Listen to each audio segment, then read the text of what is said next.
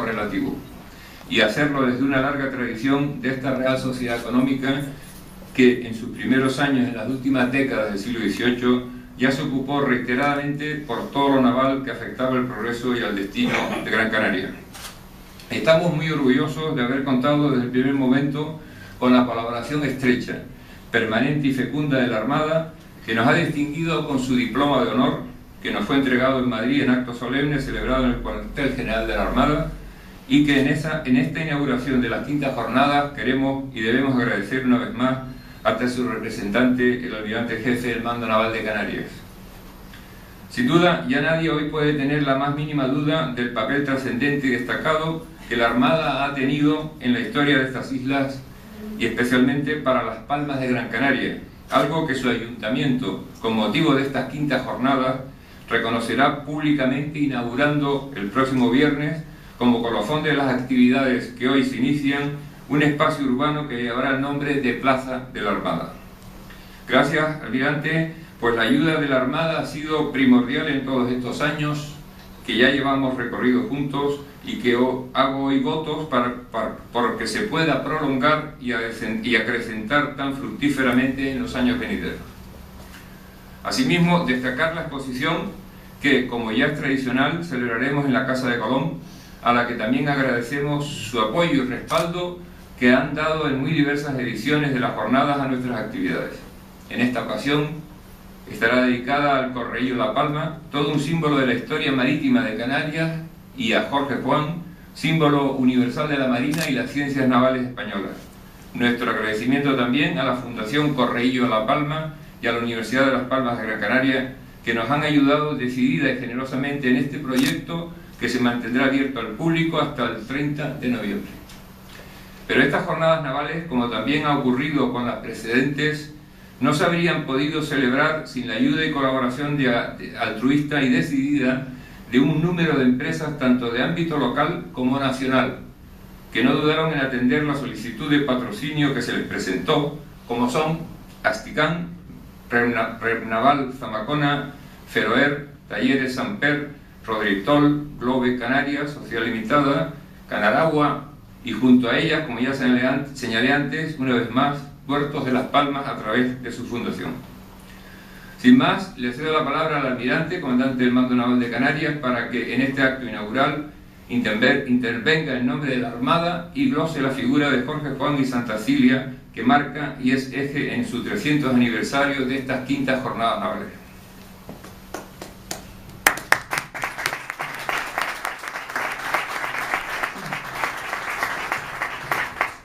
Señor presidente de la Real Sociedad Económica Amigos del País de Gran Canaria, excelentísimas e ilustrísimas autoridades, ilustrísimo señor don Mariano Juan y Ferragut, autoridades civiles y militares, socios de esta Real Sociedad y compañeros de las Fuerzas Armadas. Quiero comenzar estas palabras agradeciendo y diciendo gracias una vez más a la Real Sociedad Amigos del País de Gran Canaria, que un año más han hecho posible la realización de estas jornadas. Gracias a ellos, a todos sus socios, en particular a su presidente, por su empeño en el buen desarrollo de estas jornadas, y a todos los que han hecho posible también con su colaboración las exposiciones y diversas actividades que se van a realizar estos días y que ya ha nombrado el presidente de la Real Sociedad. Las jornadas navales, que con periodicidad bienal llegan en este 2013 a su quinta edición, se confirman como una tradición en Las Palmas de Gran Canaria y son cita obligada para los que quieran acercarse a la Armada y que hacen posible que nuestra callada labor, lejos muchas veces de nuestras bases, sea conocida. Que nuestra historia, que es la historia de España, se difunda y en definitiva nos acerquemos a la sociedad a la que servimos. Para la Armada este tipo de iniciativas son de gran importancia, nos permiten divulgar la dimensión marítima de España. Permítanme recordarles que el litoral español, con más de 8.000 kilómetros cuadrados, 8.000 kilómetros de costa, cuadruplica en extensión las fronteras terrestres, y es gracias a esta mar por la que se mantiene la vertebración con los archipiélagos Balear y Canario, junto con los territorios del norte de África. Además, será en este siglo XXI también, donde el libre uso del mar, abriéndose nuevas vías de comunicación marítimas, serán de vital importancia. Les aportaré unos datos que refuerzan esta idea. Desde el mar nos llega a Canarias el 90% de las importaciones a España y en Canarias se aproxima esta cifra al 100%, y el 95% de las exportaciones que realizan las empresas españolas fuera de la Unión Europea también se llevan a cabo por vía marítima. De nuevo, en Canarias también estas cifras se aproximan al 100%. Toda esta proyección internacional de nuestros intereses necesita de un instrumento con capacidad de respuesta e influencia global a disposición del poder político. Así lo realiza la Armada, con éxito actualmente en aguas de Somalia, asegurando el comercio de España con el continente asiático y permitiendo que nuestra flota pesquera faene con seguridad en el Océano Índico.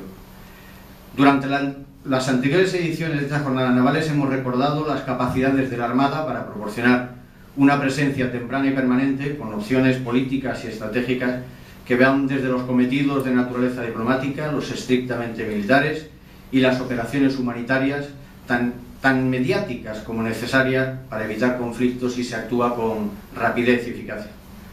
Hemos comprobado la libertad de acción y la versatilidad de nuestra flota y cómo los buques de la Armada son capaces de realizar en un mismo despliegue misiones tan diversas como realizar una brillante recepción a las autoridades del país que visitan como apoyo a la acción del Estado, a la acción exterior de España, a detener piratas en aguas somalíes o lanzar un ataque a tierra a las infraestructuras piratas para anular o limitar la capacidad de acción en la mar, o cómo además están capacitados para ayudar a reconstruir infraestructuras tras desastres naturales, donde la actuación de la Armada ha sido siempre bien valorada. Y muchos de ustedes pensarán, ¿qué tiene que ver toda esta publicidad de la Armada con Jorge Juan? Pues bien, la Armada no sería lo que es sin figuras como Jorge Juan, ilustre marino y científico, a quien están dedicadas estas jornadas navales, y que fallece 3 años antes de la creación de esta Real Sociedad, en un tiempo en que se comienza a hacer oposición a la tradición frente a la razón, en el que se mantiene una actitud crítica hacia el pasado. Jorge Juan realizaría en América un importante estudio, la medición del arco meridiano del Ecuador, que permitiría conocer las reales dimensiones de nuestro planeta. Por su trabajo, poco valorado como siempre en España inicialmente, y como suele ser habitual incluso en nuestros días, se le daría el calificativo en Europa del marino más sabio de toda Europa. Su legado continúa en nuestra Armada con el Real Observatorio de la Armada en San Fernando, que con sus trabajos en astronomía, geofísica y hora mantienen a España en la primera línea de investigación en estas áreas, gracias también a su presencia en los foros internacionales. Y les voy a dar un dato de muestra. Actualmente, un oficial de la Armada que trabaja en el observatorio, también doctor en físicas, ostenta la dirección compartida, como no, con Francia, como en la expedición de la Condamine, dirección compartida para la elaboración del mapa magnético del globo terrestre. Esperemos que en esta ocasión se reconozca con mayor celeridad su aportación. Jorge Juan culminaría también el impulso a los arsenales proyectados por Patiño, modernizándolos y sentando las bases de lo que hoy es nuestra industria naval, que se sitúa en posición de fortaleza frente a otros competidores europeos, con una clara capacidad de exportación, gracias a la unión de esfuerzos de gobierno, industria y la Armada.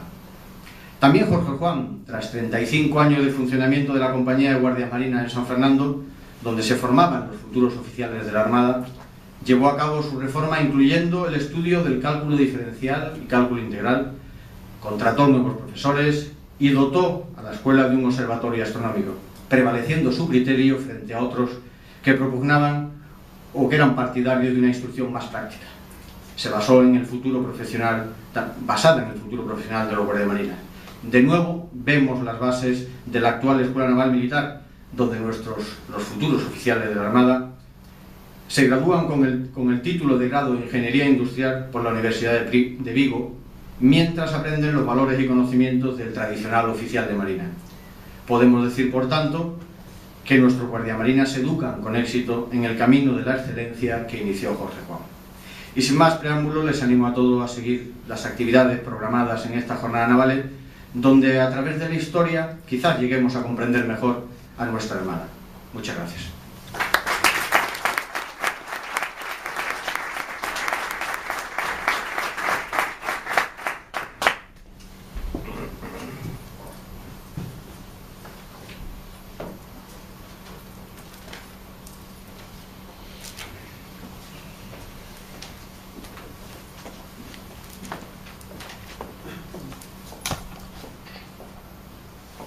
Buenas noches, soy el capitán de navío Diego Carlier, delegado del órgano de Historia y Cultura Naval, y me ha tocado a mí presentar al conferenciante.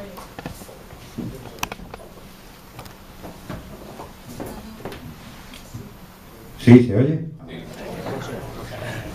Soy el capitán de navío Diego Carlier y delegado del órgano de Historia y Cultura Naval en Canarias, y me ha tocado a mí presentar al capitán de navío don Mariano Juan y Ferragut. El capitán de navío Mariano Juan y Ferragut fue director de la Revista General de Marina desde noviembre de 1997 hasta mayo del 2006. El 18 de mayo del 2006 fue designado por el AGEMA consejero colaborador del Instituto de Historia y Cultura Naval. Es vicepresidente de la Fundación Letras del Mar, presidente del comité asesor de dicha fundación, académico de número de la Real Academia del Mar, de la que ha sido secretario general, vicepresidente de la Asamblea Amistosa Literaria que fundó el almirante Jorge Juan, vocal del Instituto Español Almirante Brown y es director de la revista Proa a la Mar, que edita la Real Liga Naval Española. Ha impartido conferencias en multitud de ciudades españolas e internacionales, tales como Madrid, Barcelona, Cartagena, Zamora, Cádiz, Tarifa, La Romana, Filipinas y La Habana. Ha prologado diversos libros, tales como La historia y estela del crucero Canarias, Historia de la corbeta Tornado, Victoria por mar de los españoles e Historia de los buques que honraron la memoria de Jorge Juan.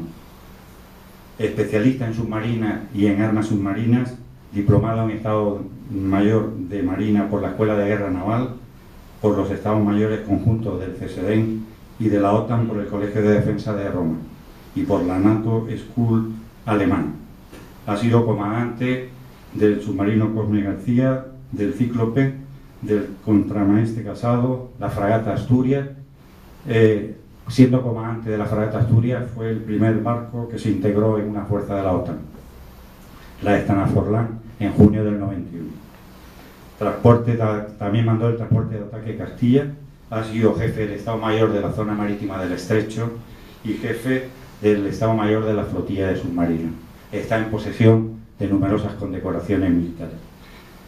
Admira tanto a Jorge Juan que, y como a pesar de por su apellido podría parecer que es descendiente de Jorge Juan, él me ha comentado que no lo es, pero tiene la inmensa suerte de que tiene un nieto que le ha puesto Jorge, y entonces resulta que tiene un nieto que se llama Jorge Juan. De modo que con esa anécdota le dejo con el conferenciante, el capitán de navío Mariano Juan Ferragut.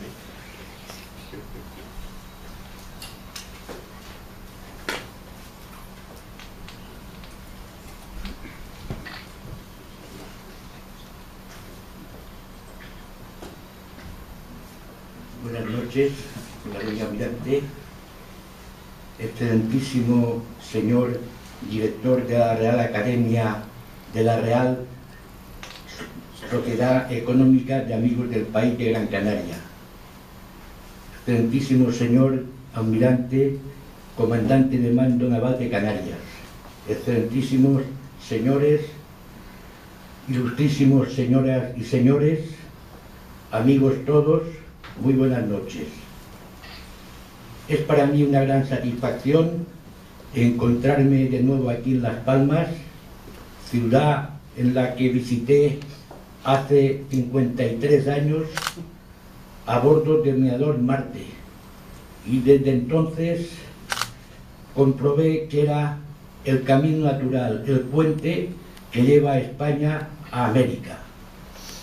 Por eso doy las gracias a los organizadores de esta quinta semana naval por haberme invitado a ocupar esta tribuna. También agradezco las amables palabras del capitán de navío Calier, y a todos ustedes, señoras y señores, por estar aquí y por disponerse a escuchar con tan animosos semblantes mis modestas, aunque ilusionadas palabras.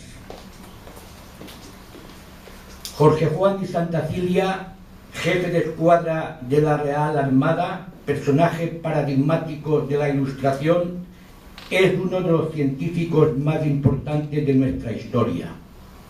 Fue conocido como el sabio español en aquellas instituciones científicas europeas que le acogieron entre sus miembros, como fue la Royal Society de Londres, la Academia de Ciencias de Berlín y la Royal Academy de París. Fue el principal colaborador del Marqués de la Ensenada, que además de ser el gran impulsor de la Marina, ha sido nuestro primer hombre de Estado, empeñado en resolver los problemas endémicos de nuestro retraso científico y acometer los cambios estructurales necesarios para modernizar España y elevarla al nivel de las naciones más punteras del siglo XVIII. Jorge Juan tuvo una decidida participación en los planes reformistas de los gobiernos de su época, de los que fue su oráculo y comodín, y tanto por sus saberes como por las distintas disciplinas que desarrolló brillantemente al servicio del Estado, se asemeja más a un personaje del Renacimiento que del siglo de las luces, pues además de marino y científico fue matemático, astrónomo, humanista, geógrafo, diplomático, espía, arquitecto, ingeniero de minas, ingeniero de montes y ingeniero naval. Y es precisamente de su faceta como ingeniero naval de lo que vamos a tratar en esta exposición, que es precisamente la única actividad de Jorge Juan, entre las muchas que desarrolló tan brillantemente, que ha sido cuestionada en su época y ha suscitado polémica. Y hoy en día se mantiene viva la controversia. Entre los mismos ingenieros navales hay disparidad de opiniones sobre la bondad de su sistema de construcción naval e incluso desacuerdo sobre la competencia en este campo. Pero previamente, para encuadrar nuestra exposición, haremos unos breves comentarios, primero sobre el siglo XVIII, después proyectaremos una cronobiografía de Jorge Juan y después hablaremos del estado del arte de la construcción naval en el siglo XVIII. Bien, el siglo XVIII español se inicia con una nueva dinastía y un nuevo sistema político que cambió por completo la estructura del Estado, que se simplificó enormemente por los decretos de nueva planta de Felipe V. La pérdida de nuestros territorios, sobre todo el de los Países Bajos, pareció revitalizar a España como a cuerpo enfermo que se le amputa un miembro gangrenado. Por eso el siglo XVIII fue un siglo de sueño y de ambición colectiva nacional, donde se pusieron las bases de la España moderna. Muchos de los organismos e instituciones que hoy conocemos nacieron en este siglo, como fue evidentemente las reales sociedades económicas de amigos del país, u otras cosas más populares o prosaicas, como fueron la sardana el flamenco o las corridas de toros. Son hijos del siglo XVIII. Jorge Juan sirvió a los primeros Borbones, una serie de monarcas de similar concepción: Felipe V y sus tres hijos, Luis I, que reinó solo unos meses, Fernando VI y Carlos III. Todos ellos bondadosos, bien intencionados, de una moral limpia, limpísima si lo comparamos con sus parientes franceses, y de un indiscutible desvelo para el progreso del país y el bienestar de su pueblo.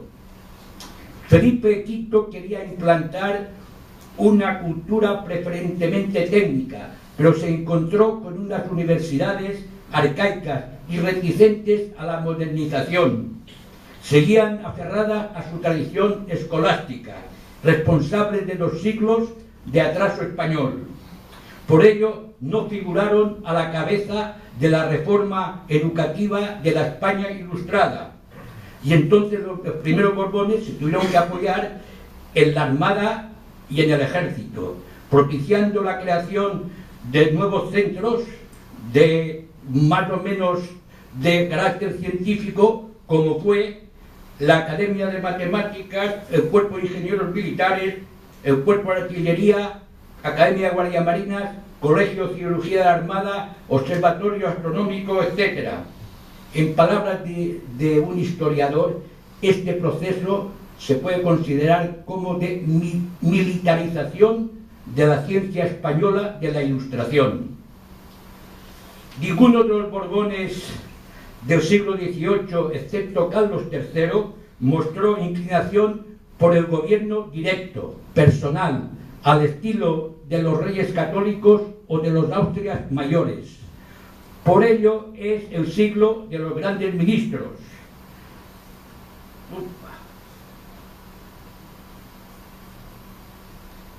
De Patiño, Campillo y Ensenada, con la particularidad de que estos tres ministros habían servido antes en la Marina, eran hombres de la Armada. La preocupación máxima fue restaurar nuestro poderío marítimo, tanto para garantizar las comunicaciones con nuestro imperio ultramarino, como para el juego de las alianzas internacionales. España no pretendió rivalizar con Inglaterra en la mar, ni superar el poderío militar de Francia por tierra. No disponíamos de los recursos económicos ni de la demografía, del personal necesario para ello. El número de habitantes no lo permitía, pero sí pretendimos contar con unas fuerzas propias suficientes para nuestro propio juego político. Durante el siglo de las luces, España vivió en estado casi permanente de guerra, excepto el periodo de paz armada de Fernando VI.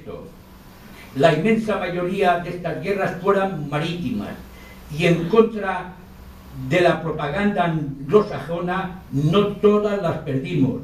Pues de haber sido así, no hubiéramos podido mantener prácticamente intacto nuestro extenso imperio ultramarino. Alguna vez ganaríamos nosotros, o quizás las derrotas que nos infligieron, según dicen ellos, no fueron tan contundentes como ellos han dicho y muchos españoles han creído. Vamos a ver una pequeña cronobiografía de Jorge Juan. Nace en Novelda, es del mismo año del Tratado de Utrecht y que se crea la Real Academia Española de la Lengua. En el año 17 se crea la Academia de Guardias Marinas. Entre el año 26 y el año 29 está en Malta. Primero entra como paje del Gran Maestre de la Orden, después profesa en la religión de San Juan, lo que le obligó al celibato, se mantuvo soltero toda su vida, y allí, corriendo los cárabos, las caravanas moras, pues le entró la vocación marinera. En la época de la reconquista de Orán, en la que participó Jorge Juan, y el primer pacto de familia. Entre el año No, de Arsenal de Carraca. Me he saltado el reglón de que es Guardia Marina y campañas del Mediterráneo. Ingresa en la Armada y hace varias campañas con el Mediterráneo y está en la reconquista de Orán y en el primer pacto de familia. Del año 35 al año 46, o sea, 11 años contando los viajes de ida y vuelta, va a la medición del arco meridiano en Perú para determinar la forma de la Tierra. Va en compañía de los académicos franceses Godin, Lacondamine y Bougueres. Estas mediciones se ven interrumpidas en 2 ocasiones porque tienen que acudir a defender aquellas costas por orden de virrey y mandar unas fragatas de Antonio de Ulloa en persecución de la escuadra del comodoro Anson británico, que amenazaba aquellas costas. En esta época muere Patiño y lo sustituye Campillo. Fracaso inglés en Cartagena de Indias, defendido por Blas de Lezo en la guerra del asiento o de la oreja de Jenkins. Muere Campillo y le sustituye Ensenada. Segundo pacto de familia. Felipe V muere y le sustituye Fernando VI y se crean los arsenales de Ferrol y Cartagena. Entre el año 48 y 50 desarrolla su misión de espía en Londres. Al año siguiente, a su vuelta, Ensenada le nombra director de las obras de arsenal y de la construcción de buques y empieza ya a viajar. Este año viaja a Cartagena, Sierra Alcaraz y en el año siguiente a Almadén y Ferrol. Entre el año 52 y el año 66, primero reúne a los constructores ingleses en Madrid. Es nombrado capitán de la Compañía de Guardia Marina, fija su residencia en Cádiz, crea la Asamblea Amistosa Literaria, funda el Observatorio Astronómico y empieza un incesante viaje por toda España. Más de 30 viajes se ha compatibilizado a través de la península, a Ferrol, Cartagena, Almadén. En Almadén hace 6 viajes, porque Almadén era donde estaba el mercurio Lazogo, que era un material estratégico de primer orden para nosotros porque era para amalgama de la plata y se mandaba allí a las minas del Perú para poder extraer la plata.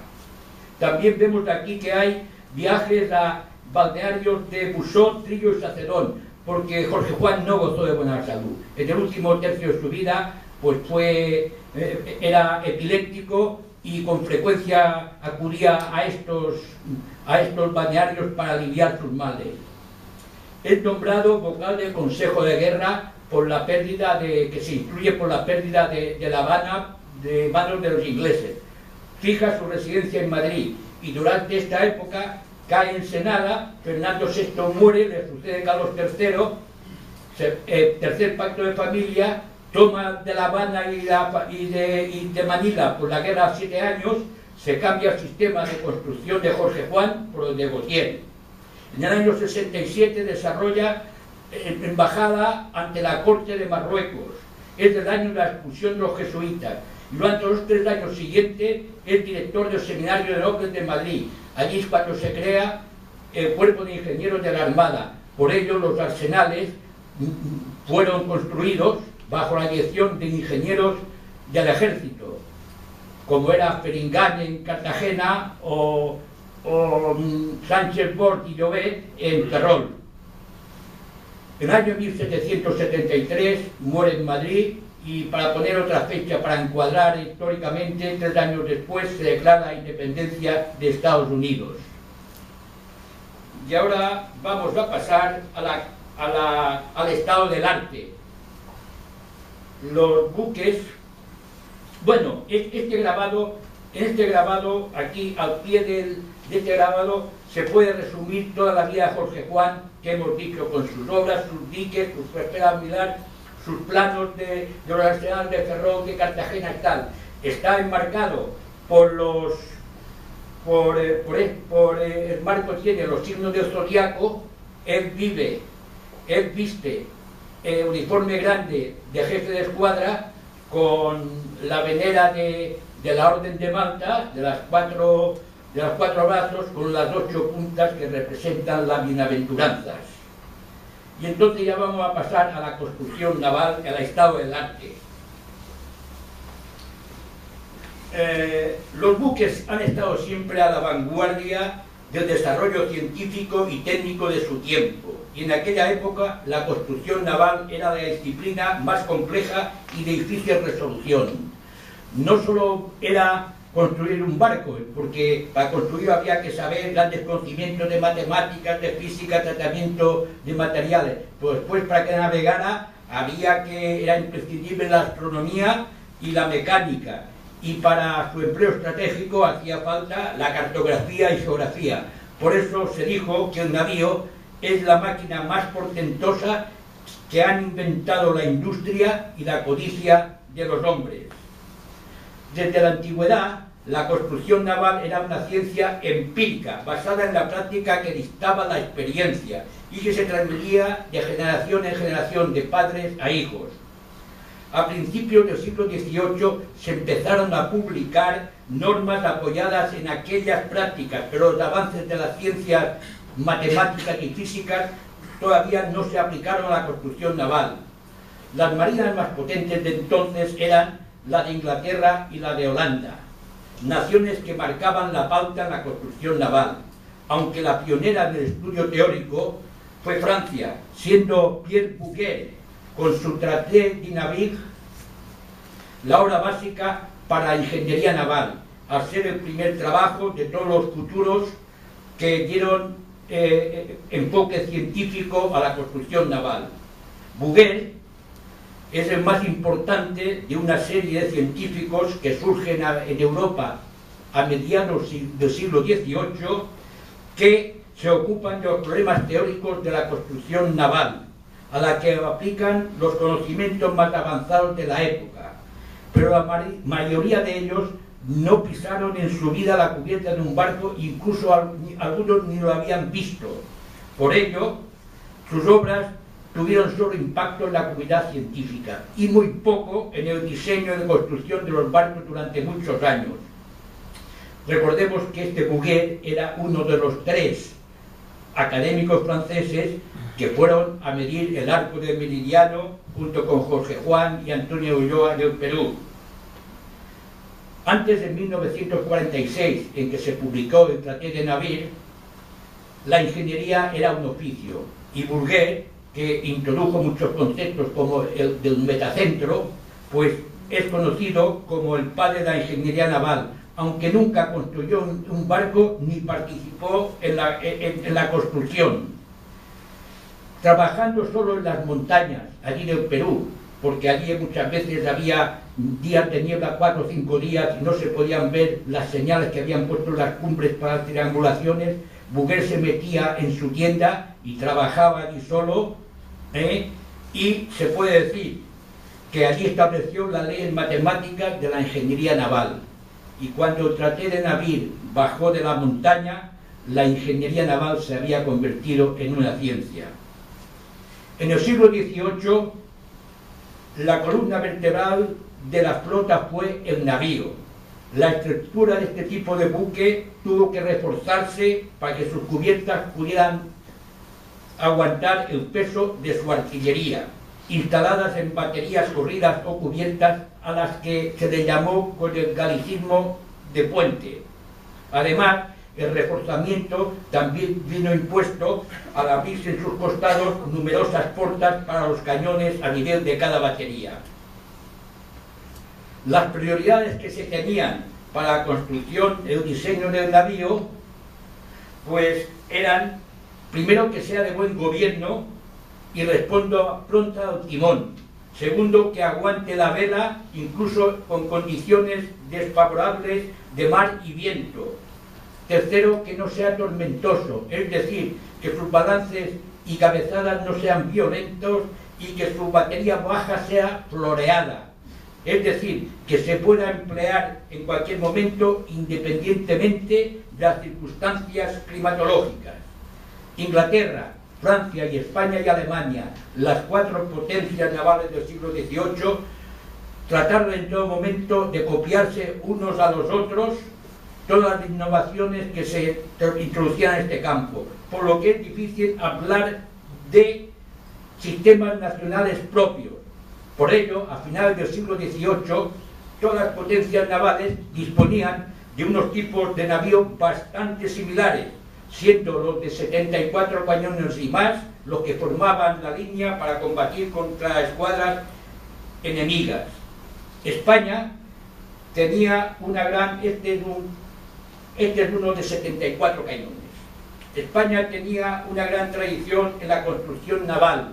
Los mejores galeones del mundo se habían salido de los astilleros de Guarnizo, pero nuestro poderío naval había quedado arruinado de resulta de las contiendas de la centuria anterior, lo que vino a sumarse la devastadora guerra de sucesión. Pero desde el principio del siglo XVIII construimos un tipo de buque para una misión estratégica limitada, no destinada a la adquisición del dominio del mar, sino para la defensa de las comunicaciones con nuestros territorios ultramarinos, especialmente el Caribe y el seno mexicano. Estos buques eran aptos para limpiar de piratas y bocaneros todas aquellas aguas y para asegurar la llegada de los convoyes de Indias a las Antillas. Y en esta misma política seguimos hasta mediados del siglo XVIII, con navíos de 60 cañones, muy inferiores a los que disponían en aquellos momentos Francia, Inglaterra y Alemania, que eran de 70, 80, 90, 100 cañones y algunas veces de más. El teniente general de la Armada, Antonio Gastañeta, introdujo el primer sistema racional para la construcción de buques, aunque adolecieron de los defectos propios de la época al basarse en prácticas empíricas más que en principios físicos o matemáticos. Los defectos eran falta de solidez, relaciones manga en lora superior a de sus contemporáneos europeos, lo que les provocaba quebranto, y una artillería de menor calibre que las de sus similares extranjeros. Tenían sus bondades, que eran capaces de resistir las galenas del Cantábrico y los huracanes de los Antillas, navegaban bien de bolina y con la batería baja floreada.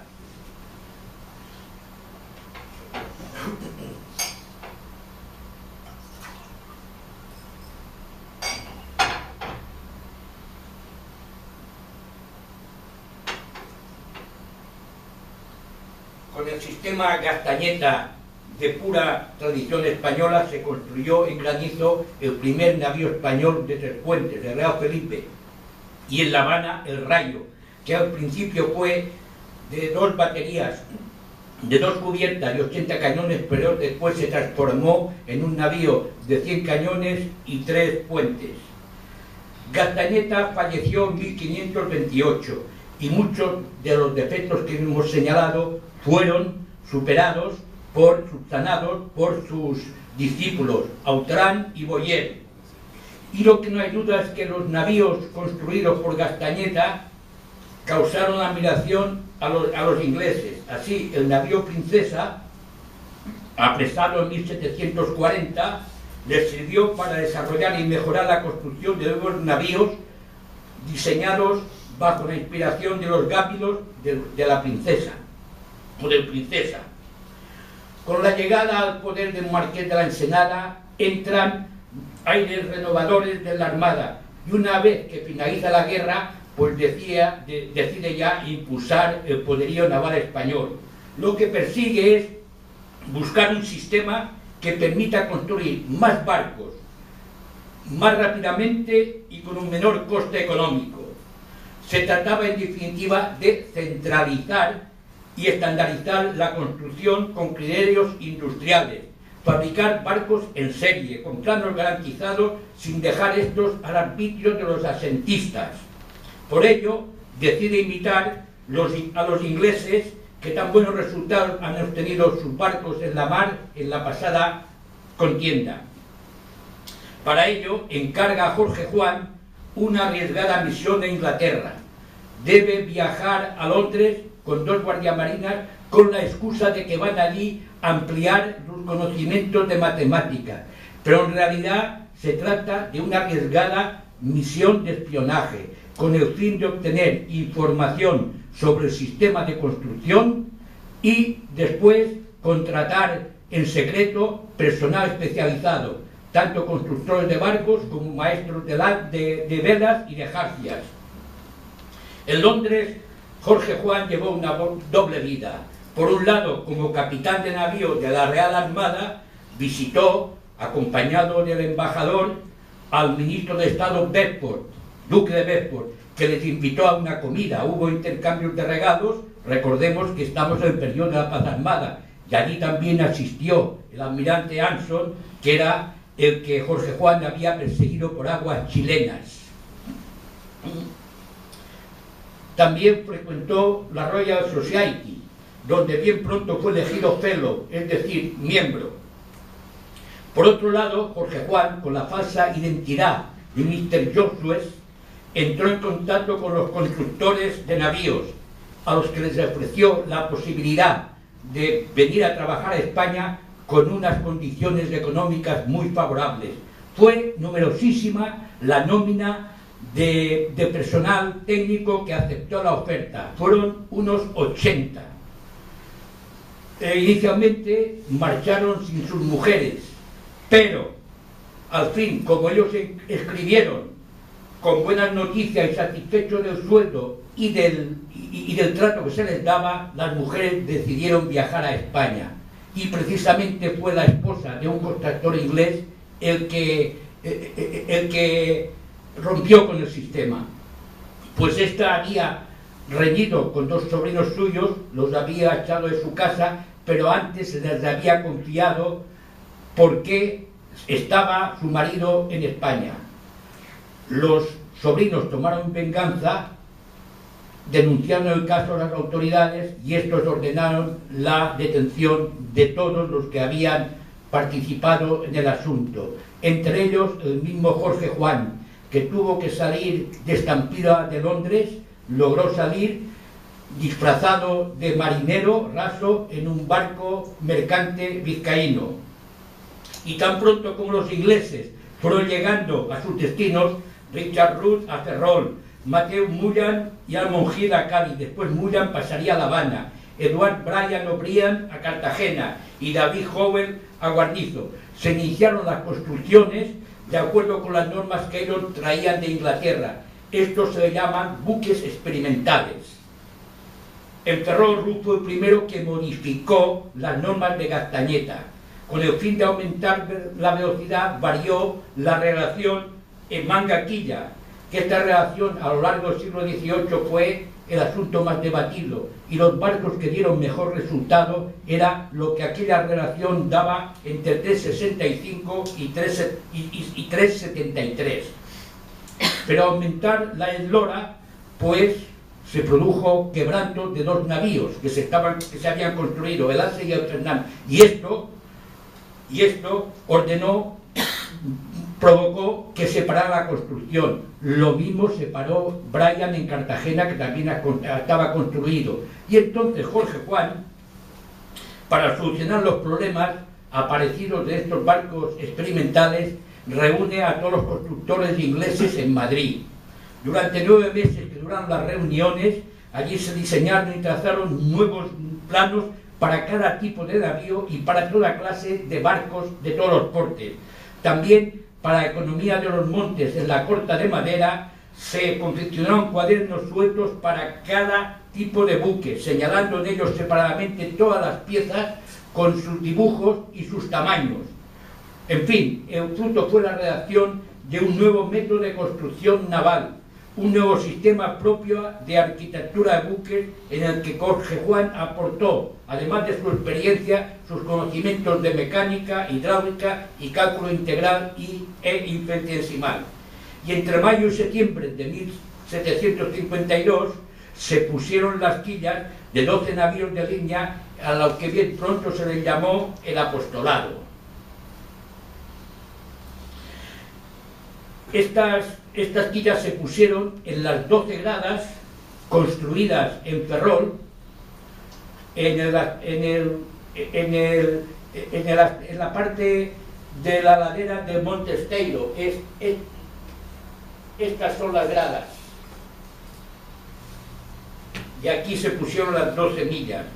Para ello llegaron unos 250 carpinteros de herrero guipuzcoanos que acometieron el grandioso espectáculo de tal construcción en serie, y los nombres de estos navíos aparecen, siguiendo el orden de su puesta en quilla, en un poema titulado Real Desteiro, poema heroico jocoserio de los 12 navíos que se están construyendo por orden de su majestad, cuyo autor es conocido como el cura de Fiume, que es una localidad gallega cercana a Noia, quien visitó el arsenal y fue testigo ocular del magnífico espectáculo de su construcción.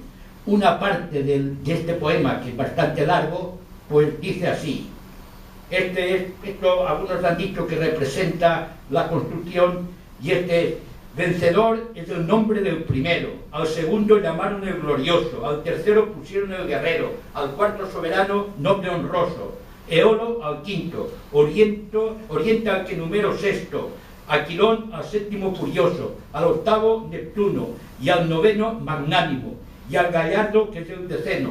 El nombre de undécimo el brillante, Héctor el del duodécimo, mas viendo que el primor es de todos semejante, si es que a su perfección hermoso atiendo, por más que sus diversos nombres cante, diferencia de nombres la comprendo, pues todos son, al fin, en todos hermanos, vencedores, guerreros soberanos. Esta es la época de oro de Euskarol, donde alcanzó la primera ciudad de Galicia, tanto por su pujanza económica como por el número de habitantes. Pero este nuevo sistema también tuvo sus fallos, y por eso 2 años después se reúne a los constructores otra vez, pero esta vez se hace en Cádiz, y es presidido por el Marqués de la Victoria, que es a la sazón director general de la Armada. Allí asisten los capitanes generales de los departamentos marítimos, los constructores de los arsenales, los ingleses, los comandantes de los navíos experimentales y los comandantes de unos cuantos buques recientes, y como no, el inmarcesible Jorge Juan. En esta junta primero se alaban las formas de la carena, es decir, los gábilos y perfiles del sistema inglés, pero sobre todo se señalan sus defectos, problemas de estanqueidad, debido a la debilidad o escasa fortificación de la construcción, y de quebranto, debido a que las ligazones de los empalmes de las columnas y en la tablazón del forro exterior no se empleaba clavazón de hierro, sino cabillas de madera. Jorge Juan, junto con los constructores ingleses, insistió en las bondades del sistema inglés y señalaron como causa de las averías el empleo de maderas que no estaban bien curadas. Decían los constructores que les metía mucha prisa que terminaran, y por eso emplearon estas maderas. Y entonces también, a propuesta de Jorge Juan, se cambiaron las ligazones estas, el coramentado que se llamaba, se descargaron de pesos inútiles y se mejoró la selección del tratado de maderos, que dieron paso a unas correcciones que se aplicaron a partir del Guerrero, de cuya bondad baste decir que este navío, construido en Ferrol en 1755, en sus primeros 12 años de vida no necesitó carena, no necesitó entrar en dique, alcanzó casi la edad centenaria y llegó a figurar en las listas de la Marina de Isabel II. Fue el navío de línea con más años de servicio activo en el mundo, 92 años. En La Habana, esta es la puerta del arsenal. Esto debe ser a principios del siglo, porque yo estuve el año pasado en La Habana y esta parte superior ya no existía. Pues aquí en La Habana, en 1769, se construyó el Santísima Trinidad, del inglés Mateo Mullan, que es el único del sistema inglés de 3 puentes. En España la construcción de navíos de 3 puentes fue muy tardía en comparación con Inglaterra y Francia. En todo el siglo XVIII solo construimos una docena, todos ellos en La Habana y en Ferrol, a excepción de Real Felipe, que se había construido en Guarnizo. Los planos de Santísima Trinidad no han sido encontrados, pero conocemos la desafortunada historia de sus reformas. Primero, en Ferrol se le aumentó el ancho de la pala del timón y se le varió la inclinación del bauprés. En otra posterior entrada en dique se intentó corregir su gran defecto de origen, que era su falta de estabilidad, pues solo con buen tiempo se podían abrir las puertas de la batería principal, pero no se consiguió, y después en 1795 se decidió embonarlo, es decir, aumentar la manga a base de forrar de madera el casco original, o sea, se le aumentó la manga poniéndole forros de madera. Pero tampoco esto dio resultado. Algunos dicen que lo mejor hubiera sido dejarla con dos puentes y rebajando la tercera batería. Pero aunque nada mejoró, se convirtió en un navío impresionante de 4 puentes con 136 cañones y unas dimensiones extraordinarias para la época. Fue el mayor navío del mundo que ha existido de 4 puentes, impresionaba al vista a los ingleses, y por su desmesurado tamaño Pérez Galdós le llamó el Escorial de los mares. Después de la caída de Ensenada, la caída política, su sucesor en la cartera de Marina, solo la de Marina porque Ensenada tenía 4 carteras, le sustituyó Julián Arriaga, que continuó con el sistema inglés hasta que decidió cambiarlo. Hay opiniones, dicen que el cambio no fue por sistemas técnicos, sino políticos, como consecuencia del tercer pacto de familia, en la que se acordaba la uniformidad de las dos armadas. Por ello, el gobierno español solicitó del gobierno francés que le enviaran un acreditado constructor, y el designado fue Gautier, que era discípulo de Bouguer. Para otros, el cambio pues fue también de índole personal, pues debió pesar la reconocida anglofobia de Carlos III desde que fue rey de Nápoles. Y, por otro lado, la caída de Ensenada supuso el cese e incluso el destierro de la corte de todos los colaboradores del marqués. Jorge Juan en parte se salvó de la purga, pues Arriaga no se atrevió a cesarlo de todos sus cargos. No hay duda de que Jorge Juan y Arriaga no se llevaban bien, pues el prestigio y sabiduría de Jorge Juan despertaron en Arriaga unos celos terribles, y siempre temió que fuera su sustituto, pues cada vez que en Madrid en la corte corrían rumores de cambios de gobierno, siempre se daba por seguro que Jorge Juan iba a sustituir a Arriaga y sería el nuevo ministro de Marina. Pero lo cierto es que Arriaga logró permanecer en el cargo 22 años al frente de la Armada, que es el que más tiempo ha desempeñado la cartera de Marina a lo largo de la historia. El que le sigue, el Valdés, el que sigue el tiempo del cargo, pues permaneció 10 años. En cualquier caso, Arriaga separó a Jorge Juan de la dirección de las construcciones y de las obras de los arsenales.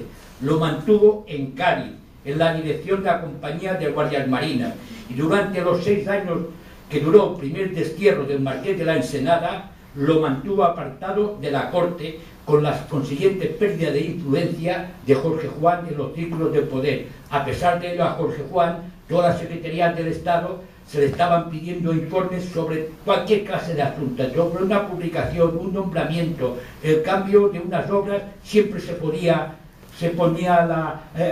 la opinión de Jorge Juan, que no se sabe de dónde encontró tiempo para poder atenderlas a todos.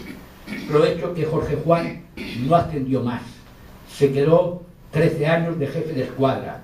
Desde 1760, ahí que ascendió a jefe de escuadra, allí permaneció y sin que, en este empleo hasta el final de sus días, sin que conste que nunca Arriaga lo propuso para el ascenso. Pero volvamos a Gautier, que este llega en 1765 a Guardizo, donde se está construyendo el San Juan de Nepomuceno con planos ingleses.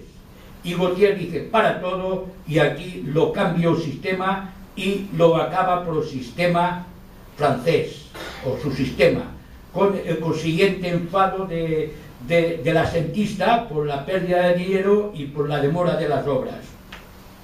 Después con este barco va a Ferrol y allí redacta un informe sobre el sistema de construcción inglés, en el que hace una amplia y dura crítica, en la que después de afirmar que mi obligación, que es la de mirar a los bajeles de España y Francia como formando una sola armada, asegura lo siguiente: todos los barcos construidos a la inglesa existentes en este puerto, ni uno solo se halla en estado de sostener un largo combate ni aguantar un tiempo, y que su majestad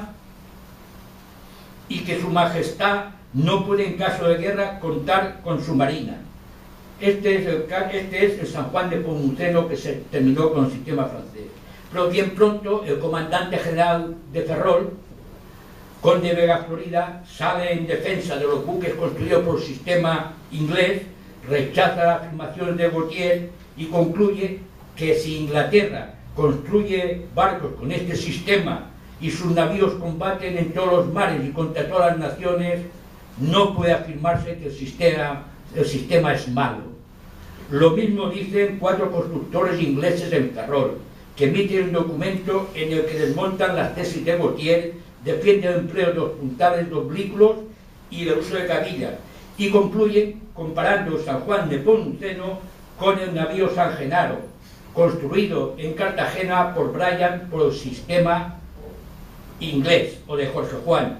Y ante tales discrepancias, pues Arriaga ordena a Bryan, que es el constructor inglés de Cartagena, que confeccione 2 modelos de las secciones de las cuadernas maestros de los 2 navíos. Estos son los 2 modelos. Este es el de San Juan de Nepomuceno y este es el de San Genaro, con sus puntales oblicuos. Ambos se conservan en el Museo Naval de Madrid. Y además Bryan emite un informe al remitir estos 2 modelos, en la que también critica el sistema de Gautier. Pero a pesar de lo dicho, de todas estas críticas al sistema de Gautier, el rey en 1769 nombra a Gautier director de construcciones y carenas y declara oficial su sistema de construcción, con el consiguiente disgusto de Jorge Juan. Al año siguiente se crea el Cuerpo de Ingenieros de Marina y el nombramiento de Gautier como ingeniero general.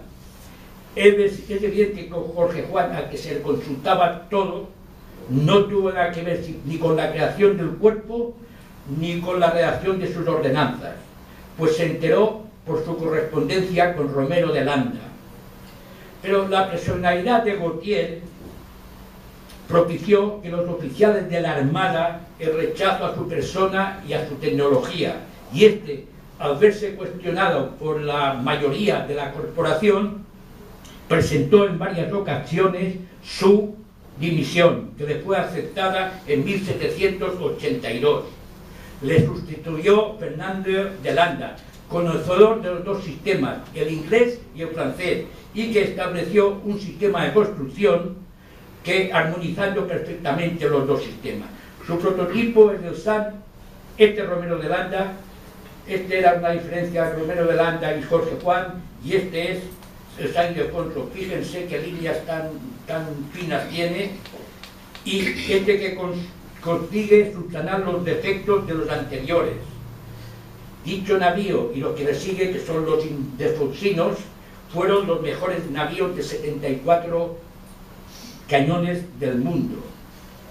Y además, este Mazarredo, en unas pruebas, en un viaje que hizo de Cartagena a Argel, comparó el San Ildefonso con el San Juan de Nepomuceno, y del San Ildefonso dice: salía a barlovento como las fragatas, gobernaba y viraba como un bote, tenía una batería espaciosa, estable en todas posiciones, casos y circunstancias. Y después de estos barcos de 74 cañones, los ildefonsinos, pues vinieron los Meregildos, que fueron pues los mejores barcos de 3 puentes de la época. Tenían unos 118, 120 cañones. Y este sistema posteriormente fue perfeccionado por Martín de Retamosa, que en 1774, este es un barco de 3 puentes, de un meregildo, botó el Montañés con estos planos, y este es un cuadro de Montañés que fue probablemente el mejor navío del mundo, y estos fueron el canto del cisne de la construcción naval española en la Marina de Vela. Y ahora vamos a hacer unos breves comentarios sobre luces y sombras de Jorge Juan. Jorge Juan, hemos dicho que fue el primero que aplicó a la construcción naval los avances de las matemáticas y la física, pero los aplicó con su experiencia de marino, lo cual dio un muy buen resultado. Su sistema se caracterizaba por reforzar la obra viva, juntando las cuadernas, aligerar todo lo posible la obra muerta y descargarla de piezas inútiles, con lo que se ahorraba mucha madera, siendo el coste del buque mucho menor. Se sustituye la clavazón de hierro por la caballería de madera, excepto en las uniones de grandes elementos estructurales del buque. En los 15 años que estuvo vigente el sistema en inglés, que en realidad se debió llamar Jorge Juan, fue sufriendo una serie de modificaciones muy importantes que acabaron por convertirlo en un sistema mixto hispano-inglés y que presentaba varias ventajas. Primero, las cuadernas y demás piezas estructurales no tenían que ser de una pieza, no tenían que ir los constructores de allí por los montes buscando a alguien con algún árbol aquí inclinado para forma de roda o con la forma de codaste, sino que se hacía uniendo varias piezas, con lo cual se ahorraba material. Y segundo, como para la implantación de un nuevo sistema se habían hecho todos los cuadernos con los dibujos y las dimensiones de las piezas separadas, ello permitió la fabricación en serie fuera del astillero de estas piezas y montarlas directamente a bordo de los buques. Su cima de la construcción se alcanzó con el Velasco, que después fue mejorado por el San Genaro, que lo mejoró bastante, y también por el San Vicente Ferrer, que fue el primero, el último Jorge Juan o sistema inglés que se construyó. Y la cima teórica del sistema de Jorge Juan es su obra Examen Marítimo, que publicada en 1771, 2 años antes de la muerte de Jorge Juan, y considerada como la publicación científica cumbre del siglo de las luces y de reconocido prestigio internacional, pues bien pronto fue traducido al inglés, al francés, al francés y al italiano. Por otra parte, el contraalmirante González Ayer Hierro, al que entrañablemente en la Marina se conoce por Sisiño, afirma que estaba comprobado que un navío español de 2 puentes y de 74 cañones poseía la ventaja de una mayor estabilidad y un superior aguante al efecto de la artillería con respecto a otro similar británico. El citado contraalmirante continúa diciendo: es asombroso comprobar que mientras Jorge Juan estudiaba con ahínco a los ingleses, estos, a la vista de Princesa, antes de presentar el combate donde fue apresado Princesa, que es un óleo de Cortellini que está en el Museo Naval, este es un grabado inglés de la captura de Princesa. Pues bien, a la vista de la Princesa desarrollaron un tipo de navío mejorado que no era sino una copia agrandada del español. El famoso Royal George, el Britannia e incluso el Silver Victory, votado en 1765, insignia de Nelson en Trafalgar, fueron diseñados bajo la inspiración de los gáligos de Princesa de nuestro sistema Gastañeta. En nuestra opinión, la decisión adoptada por Ensenada se puede considerar como errónea, pues traicionó nuestra esencia secular en la construcción naval y despreció una técnica central muy importante que debió conservar aún siendo modernizada. En resumen, Jorge Juan se podía haber encargado de reformar nuestros sistemas partiendo de Gastañeta y no de los ingleses. Pero otro bueno conocedor del tema, el capitán de navío José María Blanco Núñez, que mañana aquí impartirá su conferencia, se permite disentir de su admirado maestro, el contraalmirante González de Ayer, y ha escrito: porque el razonamiento del muy afrancesado ministro, quizás simplista, era impecable. ¿Quiénes ganan en la mar? Los ingleses. Pues vamos a copiarles sus métodos. Y ahora que hemos hablado también de la insignia de Víctor, la insignia de Nelson, Nelson también estaba enamorado de un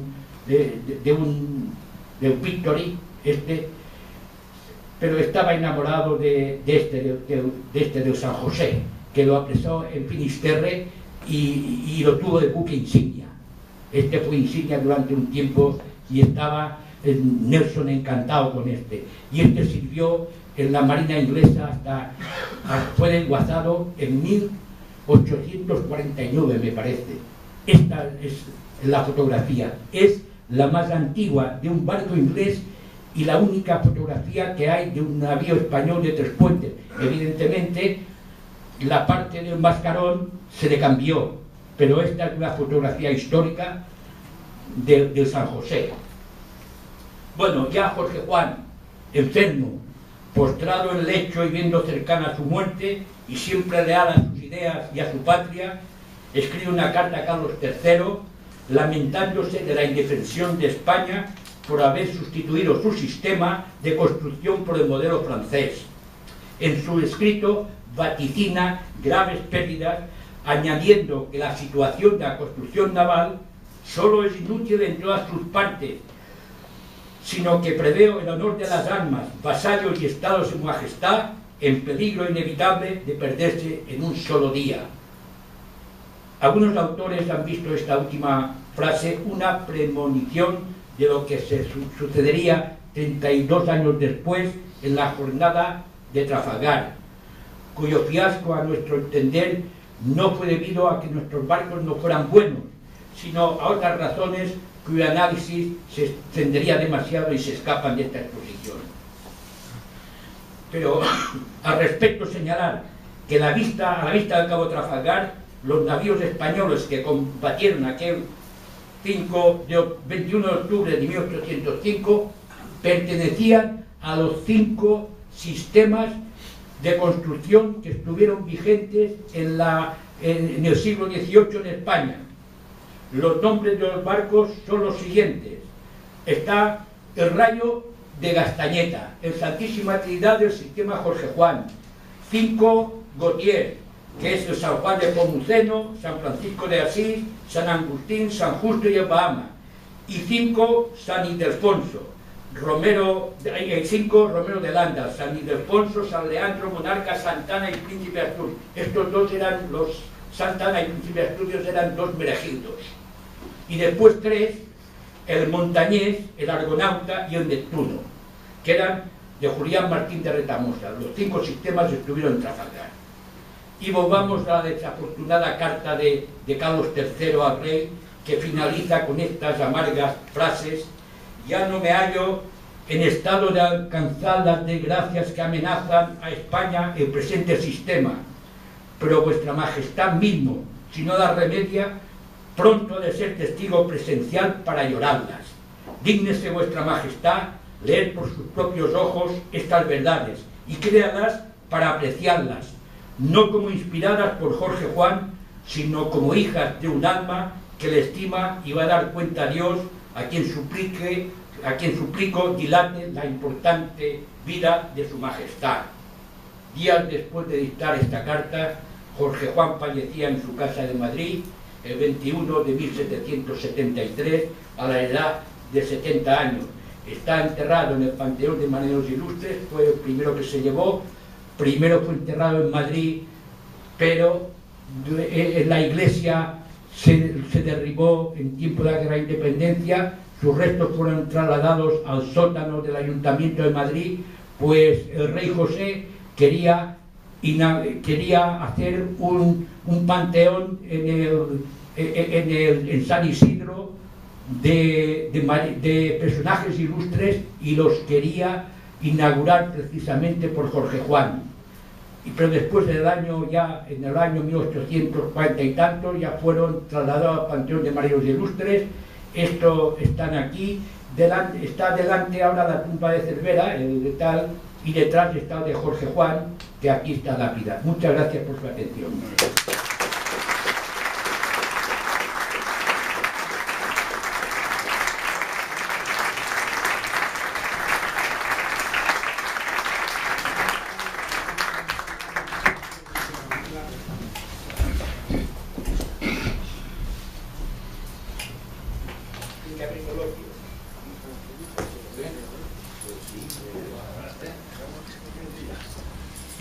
El capitán dice que quiere coloquio y todos queremos que siga ampliando porque es muy interesante. A ver si hay alguna pregunta.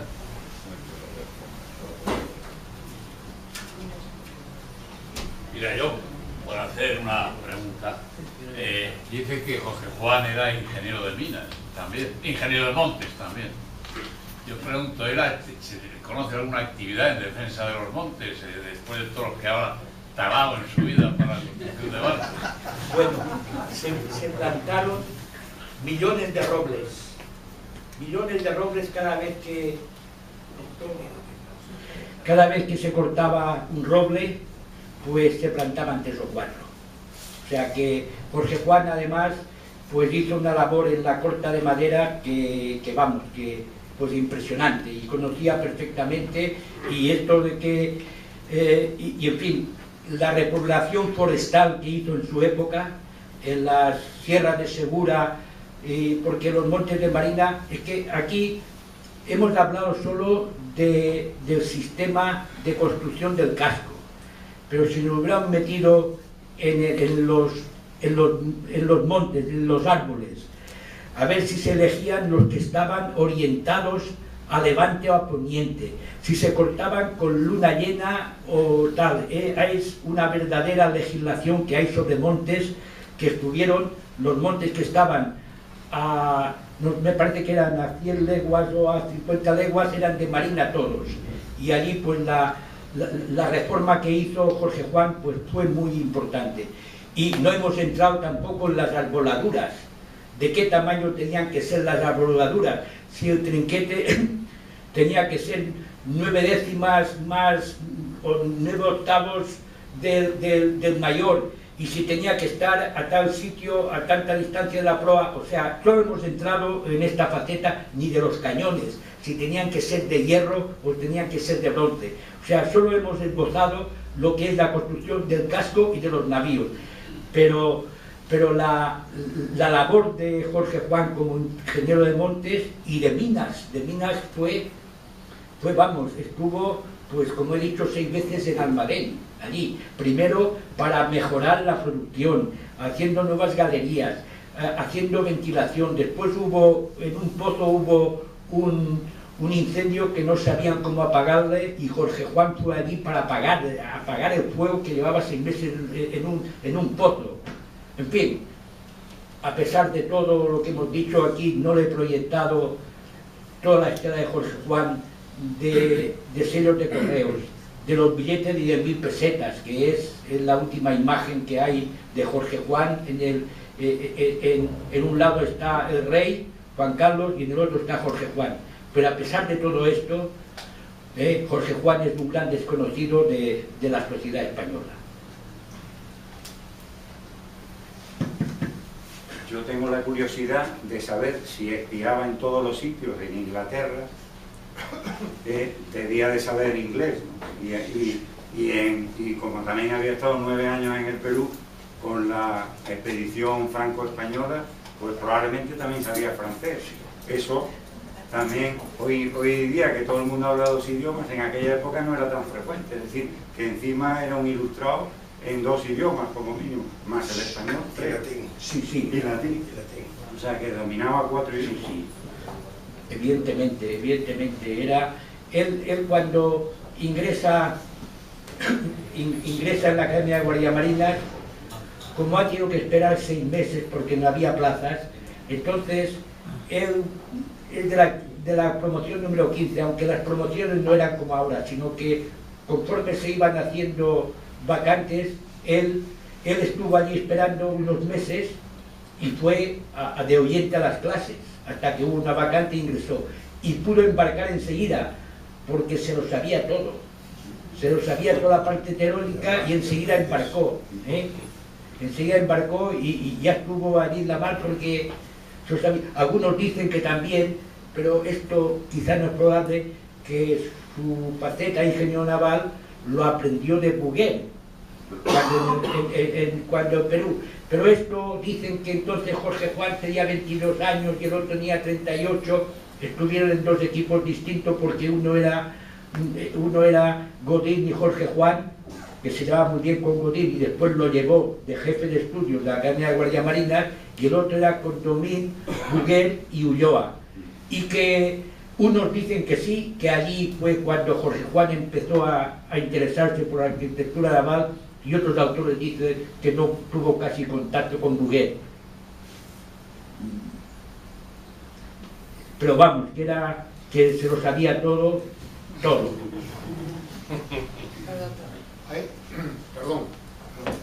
Hay un tema que está de moda en estos momentos, y yo en estos días que ya nos planteábamos la figura de Jorge Juan, les daba vuelta, que es el de los usos horarios. Hasta final del 19, principio del 20 no se oficializan, no se establecen leyes sobre ello, pero para la Marina siempre fue fundamental la hora. El observatorio fundado por Jorge Juan vende hoy en día, digamos, vende entre comillas, hora oficial exacta.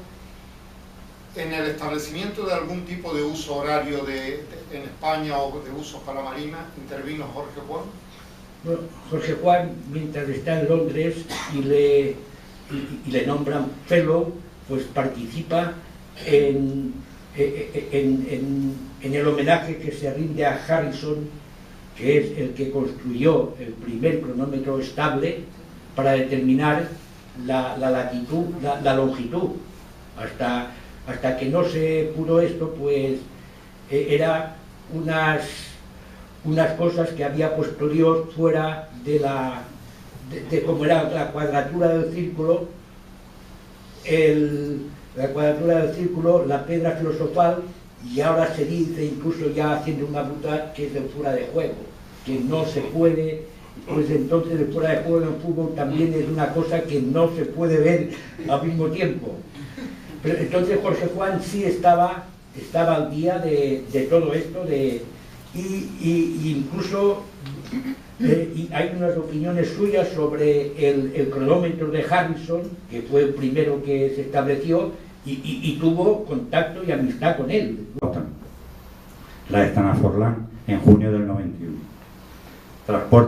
También mandó el transporte de ataque Castilla, ha sido jefe del Estado Mayor de la zona marítima del Estrecho y jefe del Estado Mayor de la flotilla de submarinos. Está en posesión de numerosas condecoraciones militares. Admira tanto a Jorge Juan que, y como a pesar de por su apellido podría parecer que es descendiente de Jorge Juan, él me ha comentado que no lo es, pero tiene la inmensa suerte de que tiene un nieto que le ha puesto Jorge, y entonces resulta que tiene un nieto que se llama Jorge Juan. De modo que con esa anécdota le dejo con el conferenciante, el capitán de navío Mariano Juan Ferregut.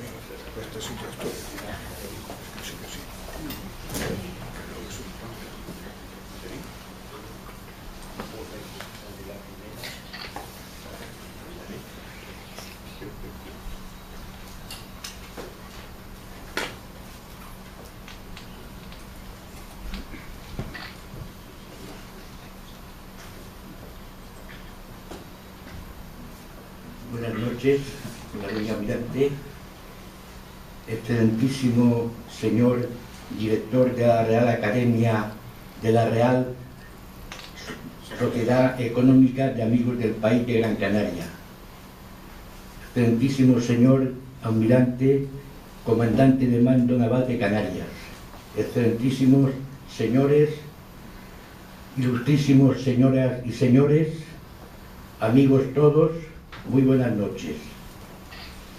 Es para mí una gran satisfacción encontrarme de nuevo aquí en Las Palmas, ciudad en la que visité hace 53 años a bordo del Mirador Marte, y desde entonces comprobé que era el camino natural, el puente que lleva a España a América. Por eso doy las gracias a los organizadores. Correlativo, y hacerlo desde una larga tradición de esta Real Sociedad Económica que en sus primeros años, en las últimas décadas del siglo XVIII, ya se ocupó reiteradamente por todo lo naval que afectaba el progreso y al destino de Gran Canaria. Estamos muy orgullosos de haber contado desde el primer momento con la colaboración estrecha, permanente y fecunda de la Armada, que nos ha distinguido con su diploma de honor, que nos fue entregado en Madrid en acto solemne celebrado en el cuartel general de la Armada, y que en esta inauguración de las quintas jornadas queremos y debemos agradecer una vez más hasta su representante, el almirante jefe del Mando Naval de Canarias. Sin duda, ya nadie hoy puede tener la más mínima duda del papel trascendente y destacado que la Armada ha tenido en la historia de estas islas y especialmente para Las Palmas de Gran Canaria, algo que su ayuntamiento, con motivo de estas quintas jornadas, reconocerá públicamente inaugurando el próximo viernes, como colofón de las actividades que hoy se inician, un espacio urbano que llevará el nombre de Plaza de la Armada. Gracias, almirante, pues la ayuda de la Armada ha sido primordial en todos estos años que ya llevamos recorrido juntos y que hago hoy votos por que se pueda prolongar y acrecentar tan fructíferamente en los años venideros. Asimismo, destacar la exposición que, como ya es tradicional, celebraremos en la Casa de Colón, a la que también agradecemos su apoyo y respaldo que han dado en muy diversas ediciones de las jornadas a nuestras actividades. En esta ocasión estará dedicada al Correío La Palma, todo un símbolo de la historia marítima de Canarias, y a Jorge Juan, símbolo universal de la Marina y las ciencias navales españolas. Nuestro agradecimiento también a la Fundación Correío La Palma y a la Universidad de Las Palmas de Gran Canaria, que nos han ayudado decidida y generosamente en este proyecto que se mantendrá abierto al público hasta el 30 de noviembre.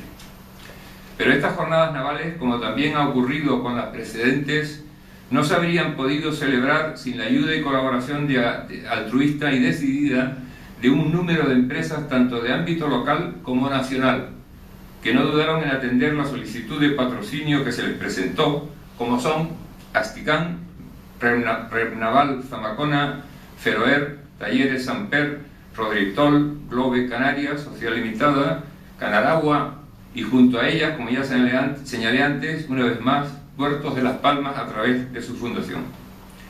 Sin más, le cedo la palabra al almirante, comandante del Mando Naval de Canarias, para que en este acto inaugural intervenga en nombre de la Armada y glose la figura de Jorge Juan y Santa Cilia, que marca y es eje en su 300 aniversario de estas quintas jornadas navales.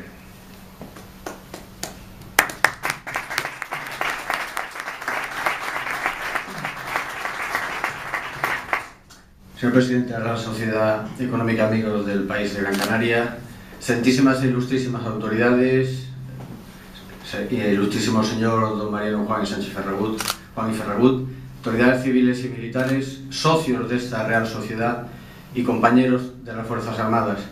Quiero comenzar estas palabras agradeciendo y diciendo gracias una vez más a la Real Sociedad Amigos del País de Gran Canaria, que un año más han hecho posible la realización de esta jornada.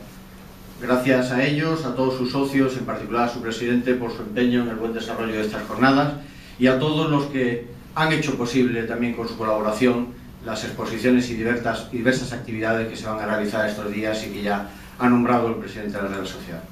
Las jornadas navales, que con periodicidad bienal llegan en este 2013 a su quinta edición, se confirman como una tradición en Las Palmas de Gran Canaria y son cita obligada para los que quieran acercarse a la Armada y que hacen posible que nuestra callada labor, lejos muchas veces de nuestras bases, sea conocida.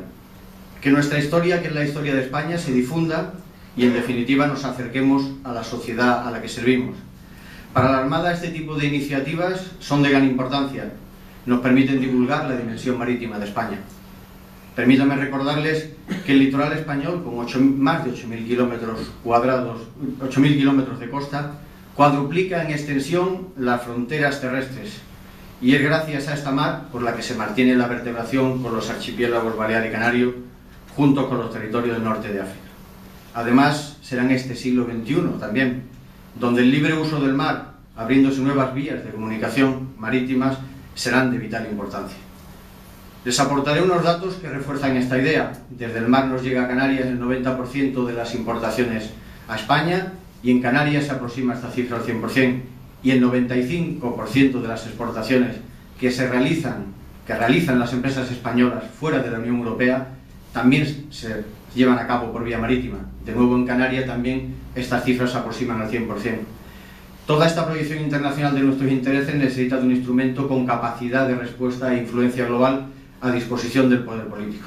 Así lo realiza la Armada, con éxito actualmente en aguas de Somalia, asegurando el comercio de España con el continente asiático y permitiendo que nuestra flota pesquera faene con seguridad en el Océano Índico. Durante las anteriores ediciones de estas jornadas navales hemos recordado las capacidades de la Armada para proporcionar una presencia temprana y permanente con opciones políticas y estratégicas que vean desde los cometidos de naturaleza diplomática, los estrictamente militares y las operaciones humanitarias tan mediáticas como necesarias para evitar conflictos si se actúa con rapidez y eficacia. Hemos comprobado la libertad de acción y la versatilidad de nuestra flota y cómo los buques de la Armada son capaces de realizar en un mismo despliegue misiones tan diversas como realizar una brillante recepción a las autoridades del país que visitan como apoyo a la acción del Estado, a la acción exterior de España, a detener piratas en aguas somalíes o lanzar un ataque a tierra a las infraestructuras piratas para anular o limitar la capacidad de acción en la mar, o cómo además están capacitados para ayudar a reconstruir infraestructuras tras desastres naturales, donde la actuación de la Armada ha sido siempre bien valorada. Y muchos de ustedes pensarán, ¿qué tiene que ver toda esta publicidad de la Armada con Jorge Juan? Pues bien, la Armada no sería lo que es sin figuras como Jorge Juan, ilustre marino y científico, a quien están dedicadas estas jornadas navales, y que fallece 3 años antes de la creación de esta Real Sociedad, en un tiempo en que se comienza a hacer oposición a la tradición frente a la razón, en el que se mantiene una actitud crítica hacia el pasado. Jorge Juan realizaría en América un importante estudio, la medición del arco meridiano en el Ecuador, que permitiría conocer las reales dimensiones de nuestro planeta. Por su trabajo, poco valorado como siempre en España inicialmente, y como suele ser habitual incluso en nuestros días, se le daría el calificativo en Europa del marino más sabio de toda Europa. Su legado continúa en nuestra Armada con el Real Observatorio de la Armada en San Fernando, que con sus trabajos en astronomía, geofísica y hora mantienen a España en la primera línea de investigación en estas áreas, gracias también a su presencia en los foros internacionales. Y les voy a dar un dato de muestra. Actualmente, un oficial de la Armada que trabaja en el observatorio, también doctor en físicas, ostenta la dirección compartida, como no, con Francia, como en la expedición de la Condamine, dirección compartida para la elaboración del mapa magnético del globo terrestre. Esperemos que en esta ocasión se reconozca con mayor celeridad su aportación. Jorge Juan culminaría también el impulso a los arsenales proyectados por Patiño, modernizándolos y sentando las bases de lo que hoy es nuestra industria naval, que se sitúa en posición de fortaleza frente a otros competidores europeos, con una clara capacidad de exportación, gracias a la unión de esfuerzos de gobierno, industria y la Armada. También Jorge Juan, tras 35 años de funcionamiento de la Compañía de Guardias Marinas en San Fernando, donde se formaban los futuros oficiales de la Armada, llevó a cabo su reforma incluyendo el estudio del cálculo diferencial y cálculo integral, contrató nuevos profesores y dotó a la escuela de un observatorio astronómico, prevaleciendo su criterio frente a otros que propugnaban o que eran partidarios de una instrucción más práctica. se basó en el futuro profesional, basada en el futuro profesional de los guardias marinas. De nuevo, vemos las bases de la actual Escuela Naval Militar, donde los futuros oficiales de la Armada se gradúan con el título de grado de Ingeniería Industrial por la Universidad de Vigo, mientras aprenden los valores y conocimientos del tradicional oficial de Marina. Podemos decir, por tanto, que nuestros guardiamarinas se educan con éxito en el camino de la excelencia que inició Jorge Juan. Y sin más preámbulos, les animo a todos a seguir las actividades programadas en esta jornada navales, donde a través de la historia quizás lleguemos a comprender mejor a nuestra Armada. Muchas gracias.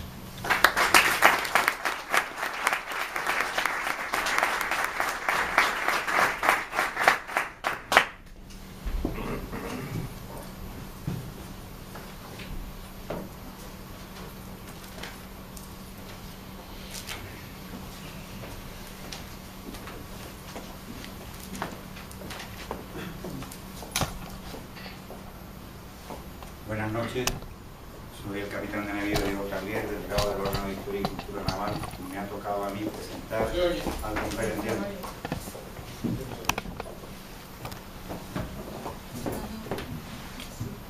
¿Sí? ¿Se oye? Soy el capitán de navío Diego Carlier y delegado del órgano de Historia y Cultura Naval en Canarias, y me ha tocado a mí presentar al capitán de navío don Mariano Juan y Ferragut. El capitán de navío Mariano Juan y Ferragut fue director de la Revista General de Marina desde noviembre de 1997 hasta mayo del 2006. El 18 de mayo del 2006 fue designado por el AGEMA consejero colaborador del Instituto de Historia y Cultura Naval. Es vicepresidente de la Fundación Letras del Mar, presidente del comité asesor de dicha fundación, académico de número de la Real Academia del Mar, de la que ha sido secretario general, vicepresidente de la Asamblea Amistosa Literaria que fundó el almirante Jorge Juan, vocal del Instituto Español Almirante Brown, y es director de la revista Proa a la Mar, que edita la Real Liga Naval Española. Ha impartido conferencias en multitud de ciudades españolas e internacionales, tales como Madrid, Barcelona, Cartagena, Zamora, Cádiz, Tarifa, La Romana, Filipinas y La Habana. Ha prologado diversos libros, tales como La historia y estela del crucero Canarias, Historia de la corbeta Tornado, Victoria por mar de los españoles e Historia de los buques que honraron la memoria de Jorge Juan. Especialista en submarina y en armas submarinas, diplomado en Estado Mayor de Marina por la Escuela de Guerra Naval, por los Estados Mayores Conjuntos del CSDEN y de la OTAN por el Colegio de Defensa de Roma y por la NATO School alemana.